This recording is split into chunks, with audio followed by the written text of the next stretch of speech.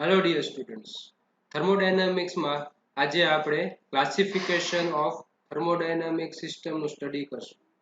તેની અંદર સૌથી પહેલું આવે છે open system. The system in which both mass and energy can cross its boundary is known as open system. સૌથી પહેલા આપણે એક ફિગર જોઈ.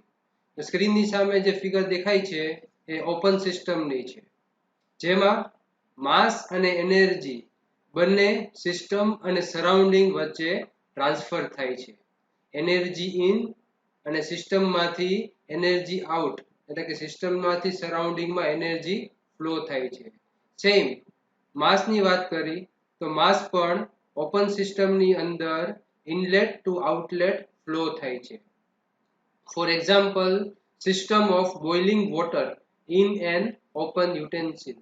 એ ખુલ્લા વાસણમાં જ્યારે પાણી છે એ ઉકળતું હોય તો તે ઓપન સિસ્ટમનું ઉદાહરણ છે, કે જેમાં હીટ સપ્લાય કરી શકે છે અને એમાંથી એનર્જીના સ્વરૂપમાં સ્ટીમ એટલે કે વરાળ છે એ સરાઉન્ડિંગમાં ફ્લો થાય છે, એટલે કે એનર્જી ટ્રાન્સફર થાય છે ફ્રોમ ઇનલેટ ટુ આઉટલેટ.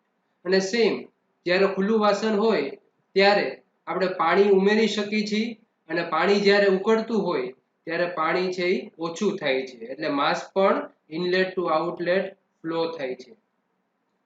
ત્યાર પછી close system. The system in which energy can cross its boundary is known as closed system. આ સિસ્ટમની અંદર ફિગરમાં જોઈ એ પ્રમાણે કે ખાલી એનર્જી જ from inlet to outlet cross થાય છે, એટલે કે સિસ્ટમ અને સરાઉન્ડિંગની વચ્ચે ખાલી એનર્જી ટ્રાન્સફર થાય છે, પણ માસ છે એ કોન્સ્ટન્ટ રહે છે. માસ છે એ ફ્લો નથી થતી. Four example, system of boiling water in A closed pressure cooker.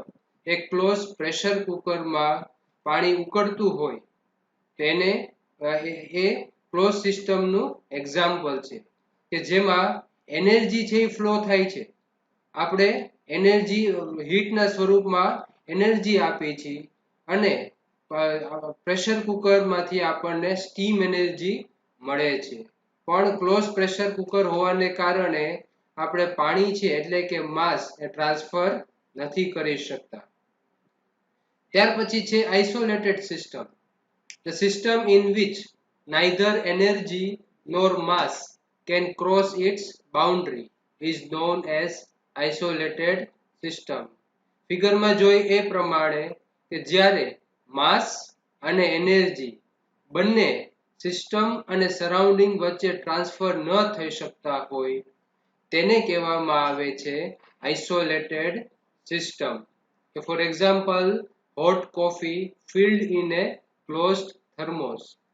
જ્યારે થર્મોસ છે એ બંધ હોય છે અને એમાં હોટ કોફી ભરેલી હોય તો એમાં માસ અને એનર્જી બંને ટ્રાન્સફર નથી થઈ શકતી.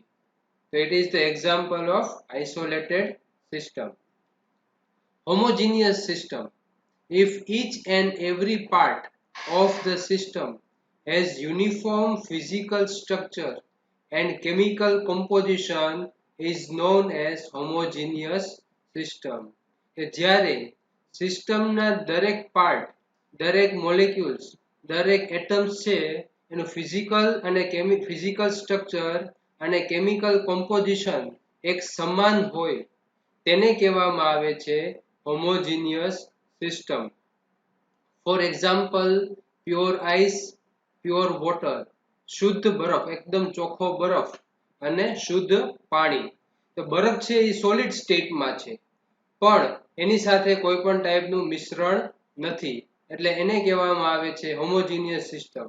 ત્યાર પછી શુદ્ધ પાણી, પ્યોર વોટર, એની સાથે પણ કોઈ પણ કેમિકલ્સ, કોઈ પણ ટાઈપનું કઈ મિશ્રણ નથી, એટલે એના જે એટમિક સ્ટ્રક્ચર હોય, એના કેમિકલ કોમ્પોઝિશન હોય એક સરખા હોય, યુનિફોર્મ હોય, એટલે એ બંને એક્ઝામ્પલ્સ છે હોમોજીનિયસ સિસ્ટમના. ત્યાર પછી આવે છે હેટ્રોજીનિયસ system. If there exists non-uniform physical structure and chemical composition in different parts of the system, is known as heterogeneous system. આ heterogeneous system છે એ homogeneous system નું reverse છે. આ heterogeneous system ની અંદર જ્યારે system ના જે components હોય એનો જે physical structure અને chemical composition એ non uniform હોય, એક સરખું ન હોય, તેને કહેવામાં આવે છે heterogeneous system. For example, mixture of water and ice, પાણી અને બરફનું મિશ્રણ. Mixture of water and steam, પાણી અને વરાળનું મિશ્રણ. તો પાણી અને બરફના મિશ્રણની અંદર એક સોલિડ ફેઝ છે અને એક લિક્વિડ ફેઝ છે. જ્યારે બે મિક્સ થાય છે એટલે બેયનું ફિઝિકલ સ્ટ્રક્ચર અને કેમિકલ કોમ્પોઝિશન અલગ અલગ થઈ જાય છે, એટલે એને કહેવામાં આવે છે હેટ્રોજીનિયસ સિસ્ટમ. પાણી અને વરાળનું મિશ્રણ, એક લિક્વિડ ફેઝ છે અને બીજું ગેસિયસ ફેઝ છે. બંને મિક્સ થાય છે એટલે એના પણ કેમિકલ કોમ્પોઝિશન અને ફિઝિકલ સ્ટ્રક્ચર છે એ બંને ચેન્જ થઈ જાય છે, એટલે એને કહેવામાં આવે છે હેટ્રોજીનિયસ સિસ્ટમ. Thank you.